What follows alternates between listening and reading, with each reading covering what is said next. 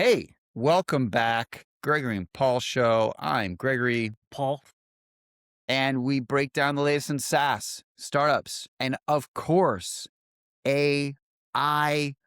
Every single week. I can't So even keep up. so many news, so much news. Can't keep up. So for this episode, our theme is Wall Street about to price AGI? What I thought, and we debated this hotly, what I thought was the most important topic this week, because so many important things happened, was Anthropic announcing that they are going public.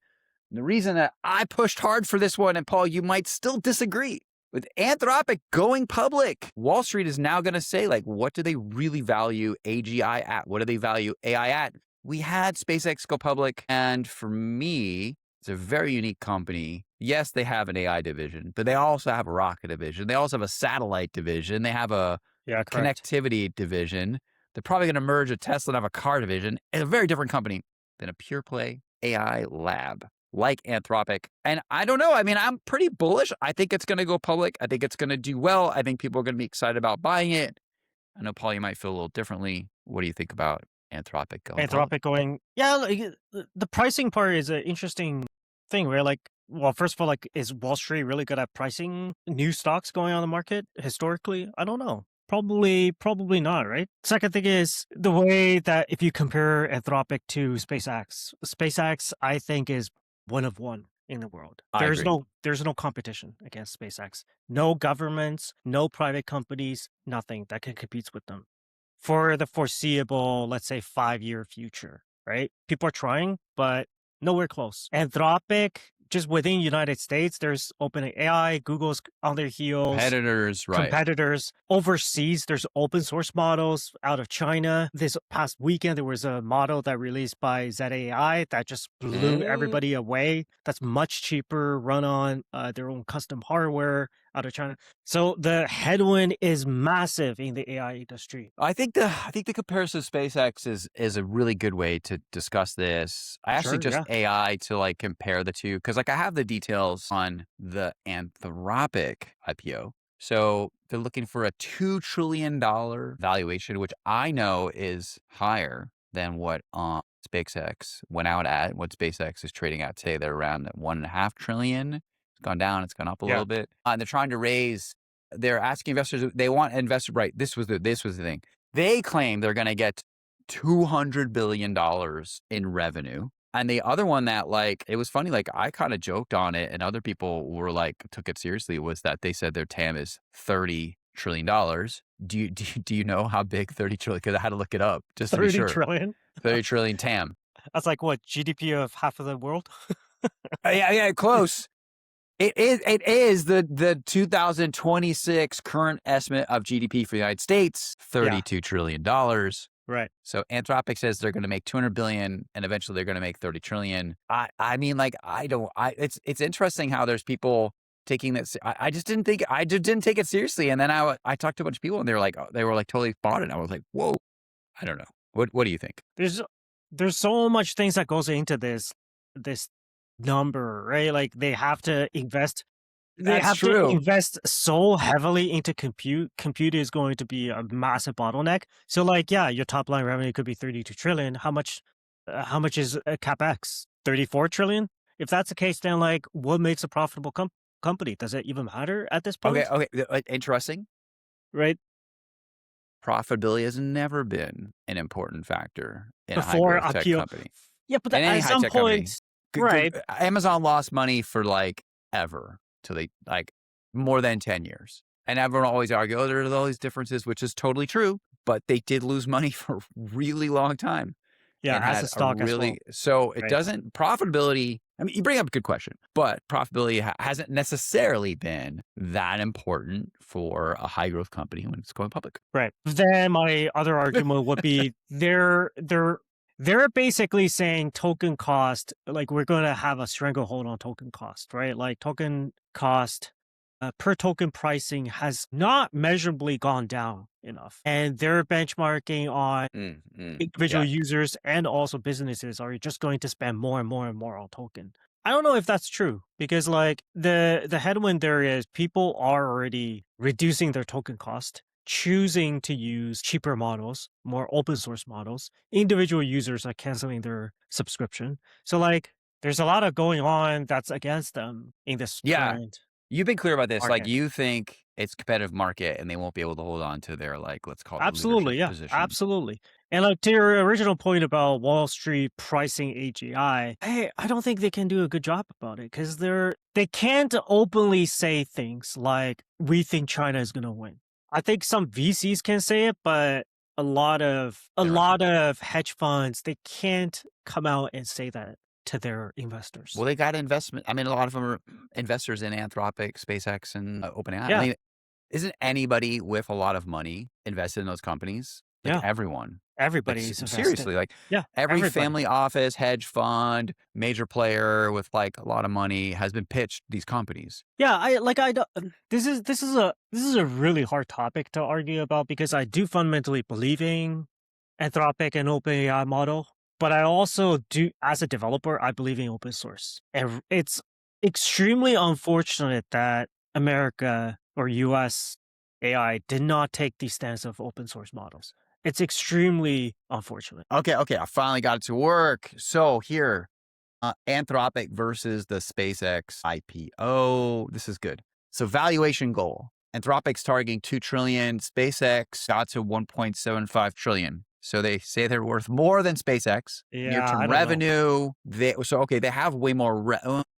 They don't even have more revenue than SpaceX. It's actually comparable. They say they're on track for 20 to 40. SpaceX's projected revenue is 25 to 41. I think it depends on acquisitions and stuff. I would actually put SpaceX into the higher because like Cursor, they have other stuff happening. Revenue target for 2028 for Anthropic is 200 billion and for SpaceX is 50 billion. So Hmm, they say, they claim revenue is they're higher.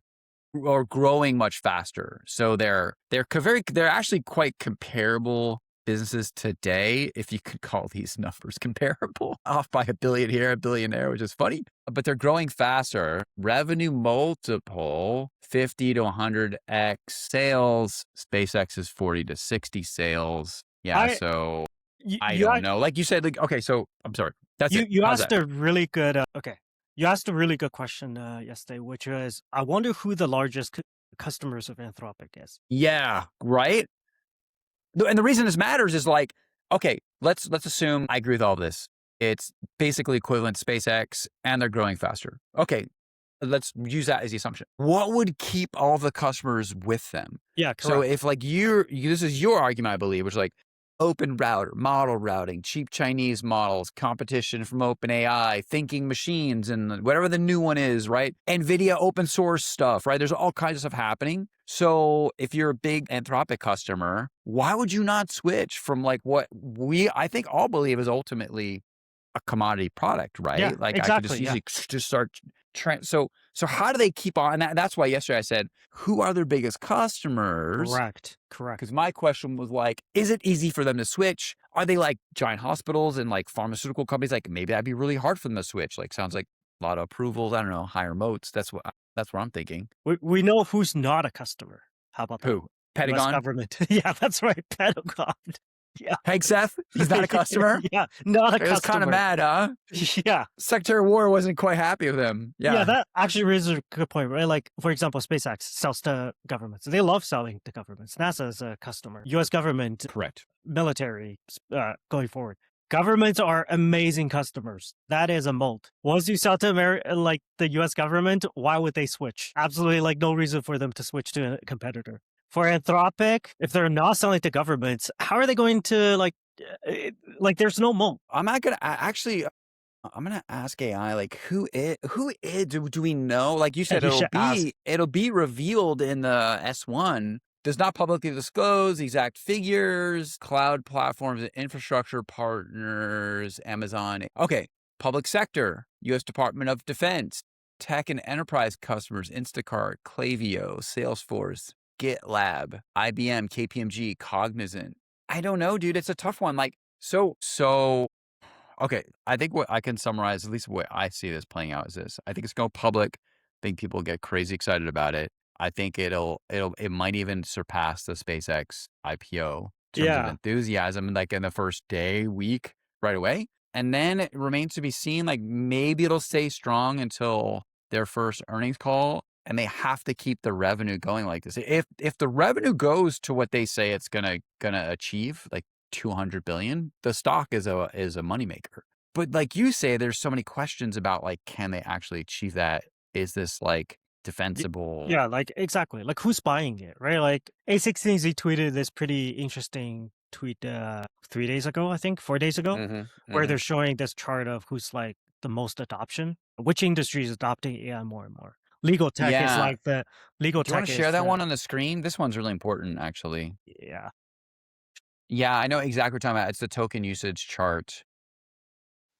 Yeah, this one's fascinating. I mean, everyone has seen this chart. Like if you watch this podcast, I'm sure you've seen this chart on very, very interesting chart of the week, right? Legal tech is just running away from the rest of the industries like sales, recruiting, and marketing. So like Anthropic, if they're not on top of this legal trend, then like great point. Right? So I would love to see what does Thomson Reuters, what does ASIC, what does Harvey, what does all of these legal tech, and what does the biggest law firms? There's tons of people out there. Didn't Thomson Reuters say they're making their own model? Exactly. So a lot of the law firms are coming out. Thomson Reuters just announced a few days ago that they're switching to open source models. They're actually building their own internal LLM on top of Quen from Alibaba. So again, it's stacked. The usage stack is stacked against Anthropic. And also, these are all great points. Yeah. So like it comes down to the like how hard is this to execute on and the defensibility of this business? Like is Claude that much better? Correct. Can you duplicate a model at Thomson Reuters and make it fantastic for legal? I don't know. It's an open question, right? Like everyone's gonna try. I've been pretty public. I'm not a fan of Claude. Like I haven't used it since all the stuff happened with the Pentagon. I wasn't really using it anyway. I've always been all in on ChatGPT because like it was the first one. I started with it. A bunch of stuff in there, and it works great for me. Like I actually get what I need and what I want out of ChatGPT, so I don't worry too much about it. And then I do use Gemini. I told you I got a call from Gemini people about how I had switched at one point, and they talked to me. And I like Gemini. It's different. I use it for different things. I really enjoy it. I had a subscription to Claude to finally cancel it. I was like, I didn't really like it. It just wasn't working for me. And then like I saw those people posting recently about all of the guardrails that they put in there. Like if you use foul language, it gets mad. Like it does all kinds of stuff that's like not acceptable for me. Like if I want to say what I want to say, like I don't need AI policing it. Yeah, there's a lot of guardrails around Fable. Like if you ask it to do any kind of things that the guardrail's hard. It's very right. It's got a bunch of things it doesn't like. It's not like I'm asking it to do something obviously illegal or dangerous. No, it doesn't which makes sense. Like I don't really want it to tell me how to build atomic weapons or make biological weapons. Very true. For sure. I'm just unsure the direction, right? Like I use Claude all the time. That's my main model of the choice. But like I'm promiscuous. I'm looking whatever somebody comes along with like a model that's 10 times better, I will switch. I mean, the cost matters too, right? Like a lot of stuff I don't think it needs the latest, greatest stuff. So right now they're subsidizing the passes. Like I pay $200, I pay $200-300 a month, and I'm getting a lot out of it. That's whenever they decide that that's going to end, there's going to be a massive churn. So this is what I think is the whole question, right? Is like, okay, if like NVIDIA now is offering all of these like open source hosting. So I guess like the way to summarize it is like all the infrastructure is getting built out for there to be like readily available, easy to access open source AI. So right now you need a bunch of nerdy stuff to make it work. And I haven't even bothered because I just don't think it's worth the investment. What I'm waiting for, what I believe will happen very soon, is someone says, Gregory, just go to this website or download this thing, and boom, you can just like go into whatever model you want to go into, maybe put my credit card in there and buy a bunch of tokens. And it's all run by like an NVIDIA or some like reputable brand that I trust. It's not some like hacker website straight out of the Far East. I don't really want to put all my stuff into personally. Like I actually did create an account on DeepSeek, and then I like really thought about it. And I was like, I just don't think this is a good idea for me. So I don't do it. But I think an open source alternative that'll be like, let's call it US based, that follows US law, will come out pretty soon. That'll be easy to use. Oh wait, you're on mute. Well, days ago, Apple just launched M6 chip, and the new Apple desktop or Apple MIDI. This is for 10K. For 10K, it's powerful enough to host your like pretty much any open source model. So like So like locally. locally, yeah, it's literally a desktop. It will cost you about $10,000 if you compare it to like buying a GPU.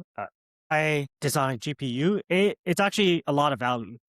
Mm. So I think don't write off Apple. Give it a couple generations. In a couple years, you could probably spend $5,000 and get the top of line open source model running locally. You don't send any And all your data. data is all self-contained, and you have like your own personal sovereign AI or something. Correct.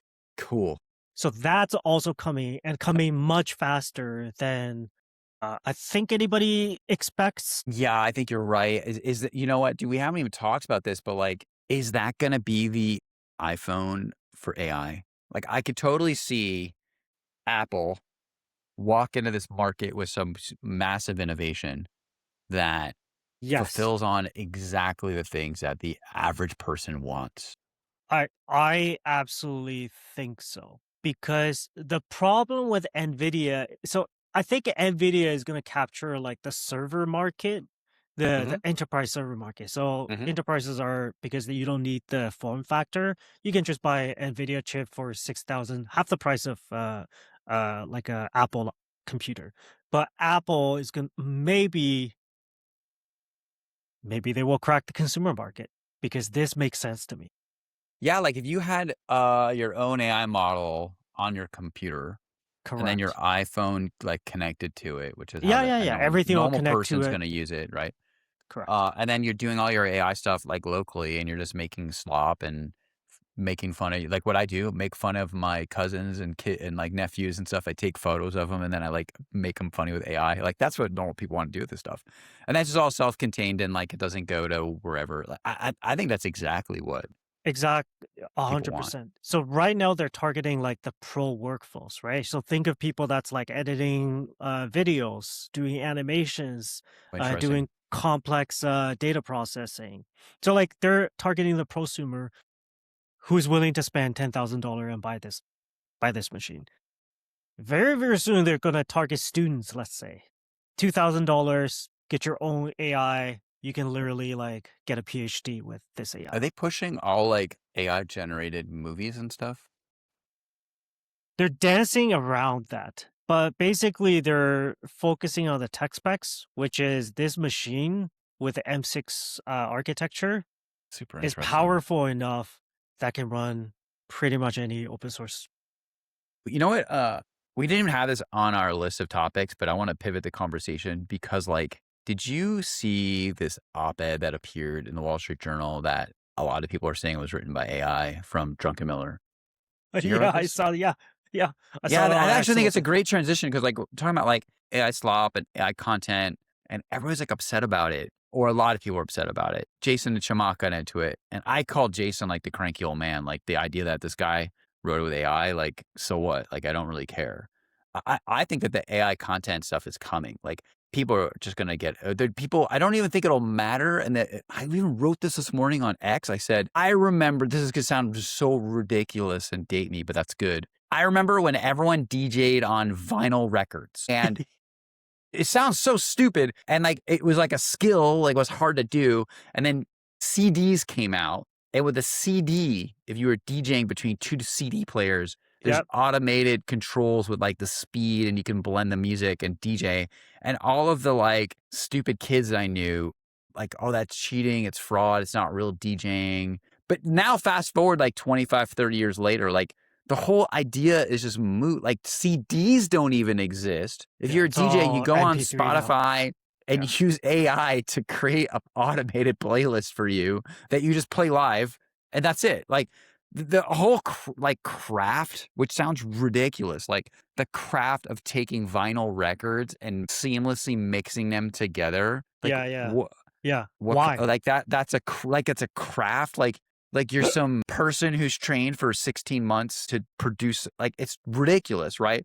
And then the technology like advanced so quickly to the point where like the whole thing just doesn't even make sense. I think the AI content stuff is going to go in exactly the same direction. That right now there's all this hand wringing and like worry about use Claude to write its thing. And Yeah. the technology is going to get so good and it's going to progress so quickly that like it's not even going to be meaningful anymore in 5 years. I see this.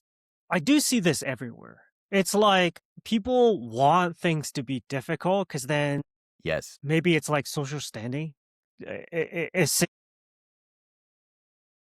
Dude, I've thought so much about this. I'm writing my new newsletter touching on this stuff. Like, and one thing I actually did not write about, but maybe I should, is I just think that like what we think of as difficult is going to change. I think we come from a world where like practice and skill and craft that is created over a long period of time by like carefully like executing something over and over, that technique or that approach is going to go away. But I yeah. do think there are actually new things that are hard that we don't perceive yet in the same way that we will think are hard. And so the example I have is everybody's laughing at me on LinkedIn because I posted from my X account how many tweets I have. Do you know how many tweets I've posted? More Take than a guess. 10,000. 10,000? Am I in the Higher. ballpark? Higher. 25. 65,500 posts. Yeah. Yeah. On X. Yeah. And so I think that like, Yeah. that's difficult. That is Like, very difficult. right? Like the ability to do something and do it for a long time and stay consistent, do a lot of it. I think is like an example of like a new skill, a new thing that's going to emerge. That's hard. The hard part is not like crafting each tweet. The hard part is like crafting them over and over and over and over and over again, 65,000 times. That's dealing with all the people who reply. That's the hard part, right? So I guess I like really believe this, like, just our perception of what's hard is going to change, and there still will be things that are hard. 100%. Yeah.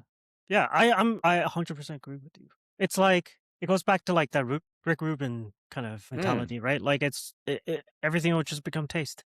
You're not going to need to be in a studio you don't need to be in front of a control to know if something sounds good. I said, dude, I actually wrote exactly that. I like started with about Rick Rubin and how he actually is the one who emerged from the like pirate era of hip hop, where they like stole, is how everyone described it. Like my mom, they just stole the music from a record and then they like kind of just like sampled it. Yeah. And like people were horrified by this. Yeah. And like, it's funny because like Rick Rubin today is like this creative genius. He's so spectacular. Everyone in Silicon Valley who doesn't even know what hip hop is loves him. Right? Like, but he was he was like the pirate king. Like that music at that point was like not well respected. There were a lot of people that were like very upset about it. My mom hated it. The average person hated hip hop. They hated the themes. They hated the content. They hated the production methodology. They hated everything about it. It wasn't singing. They just like rapped. Yeah, they just talked. It rhymes on top of it. It's ridiculous. So basically what you're saying is AI slop is hip hop. AI slop is the new hip hop. Yes, pretty much. I think it's 100% actually. I think it's a very useful. Holy shit! There you go. AI slop is the new hip hop. I even made a chart that shows like sampling was the 80s and then electronic music was the 90s. And so when I was like really big into electronic music in the 90s, the argument or like the put down was like, those guys just press buttons. They don't make music. He's just got a bunch of synthesizers and he presses buttons. It's not real music, man. That's right. Cool with me. It's not real drums. It's right. Exactly. It's all like, it's so funny how like it always changes. And like, basically every generation has this like experience where whatever the new technology is, like the heresy. That's the part that's also interesting, is the like anger. Like, it's not like I wrote a Claude, like big deal, whatever. It's like people are like livid about this and they're super angry, right? And that's the part I find was like fascinating, because I remember like the hate. It's funny, like I can't even, I feel like I'll describe this correctly, like how much people hated hip hop when it came out, because it's so popular now and it's seen as this very like mainstream thing. Like in 1982, 84, like it was not popular. People hated it. Wow, we've really taken this episode into interesting direction this week. No, I like this. I like this because it's like, I think it is just, once you get enough things out there, I think the younger generation will just think it's normal, right? So I think If you're 15 right? right now and you're like Yeah, using you don't. Claude, yeah, it's So that's what I meant. But like it won't even matter. so for example, like there's Smorio. there's this food. It's like a fall. I don't even know. I can't There's even like tell this. anymore. Is that real or AI? I So it have is no idea. I AI. can't even tell. What? So it is AI. It's But AI. Okay. basically the news is that at this like local Toronto food thing, all of the vendors are now using AI to generate all of their posters. So this is actually a real thing that they're selling.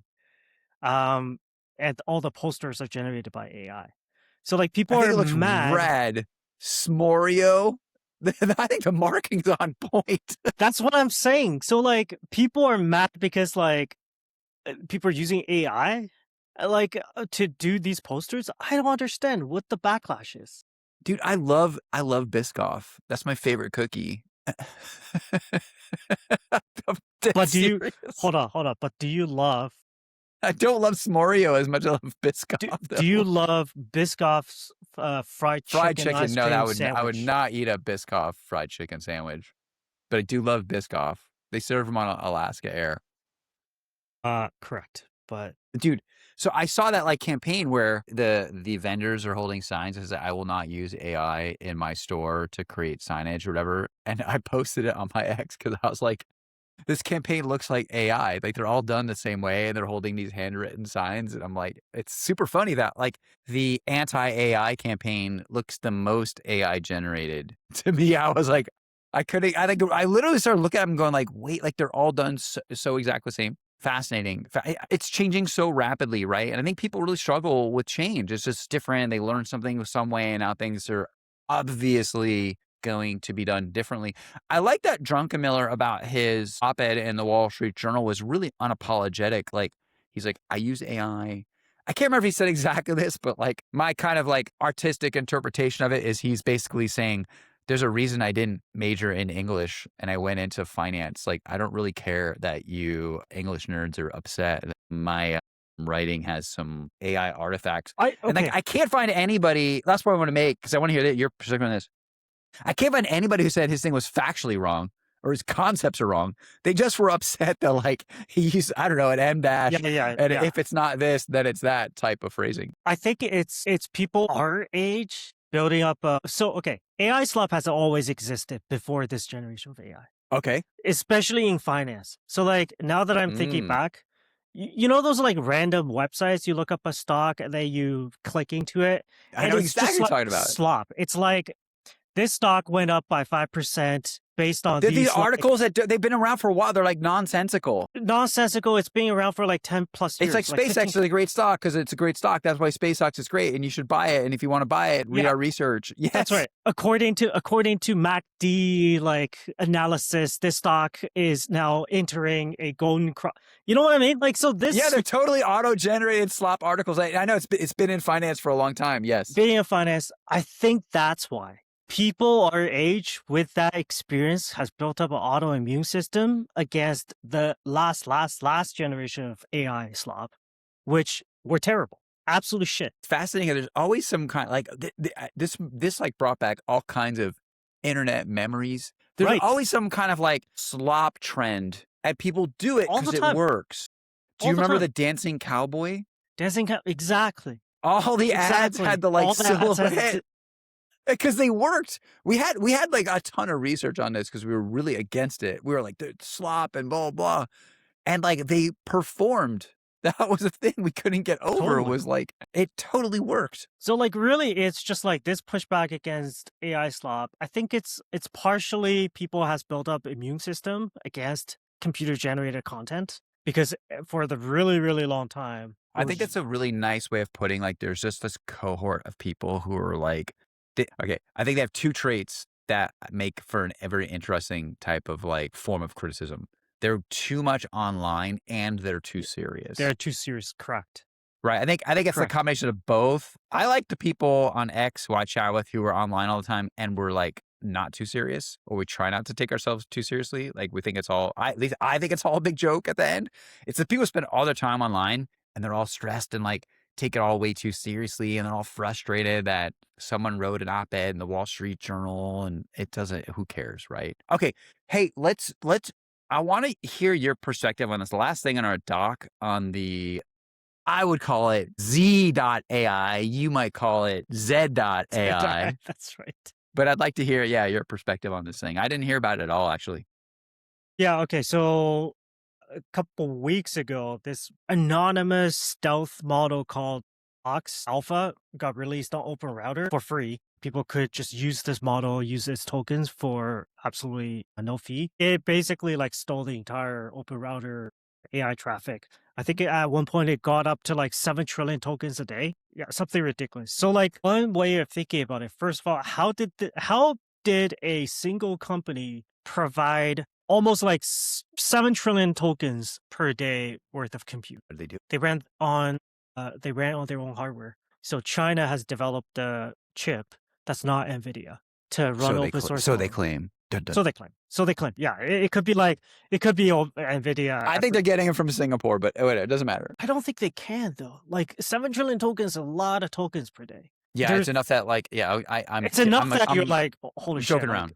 Yeah, I understand. The volume's so high that like it most likely indicates that they have their own hardware to do this. Most likely, correct. So that's how about this? Can you? What is a normal volume? Like maybe that's the way to really prove this out. Like 7 trillion is like the entirety of like Open Router traffic. Okay, so then like, there you go. It's like it's a lot. It's a lot per day, especially. Typically, like OpenAI gets 7 trillion, like maybe, I don't know, like 2 weeks or something. So like this is extremely significant, and a lot of people did not see that this was an open source model. People thought it was Google for a couple days until Z.ai came out with an announcement. The race is on. So wait, people were just buying random tokens for a model that just appeared on Open Router, and no one really knew where it was from. Correct. It was anonymous. It was stealth. Correct. Yeah. I feel like I'm living in Blade Runner. It's crazy. This is like this is like crypto all over again. It's like a new crypto launch, token launches, and then people just rushes into it, and then it goes away in like a couple of days. It's fascinating how like the crypto dynamics of the ecosystem are being rebuilt in AI and actually providing something useful this time. Yeah, totally. So like the race is on. Incredible. So like OpenAI, Anthropic has to come out with an answer. Google has to come out with an answer, because we've seen this is done now. A single company supplied the entirety of like token demand on Open Router. What do you think it means for? What do you think? Okay, let's tie it all back to the theme of the show. Yeah. What do you think this means for the future of like AI labs in the United States? What do you think it means for Anthropic specifically? And I'll just lead you, or I'll give you like a leading question. Like if all of a sudden these models are just popping up out of China like this, like does it mean that Anthropic has a strong business? Is this the obvious like counter to it? Like, what do you think? I think the only way for them to survive is some kind of protectionism. So like the government says you can't use open source models. They just ban. You just ban, right?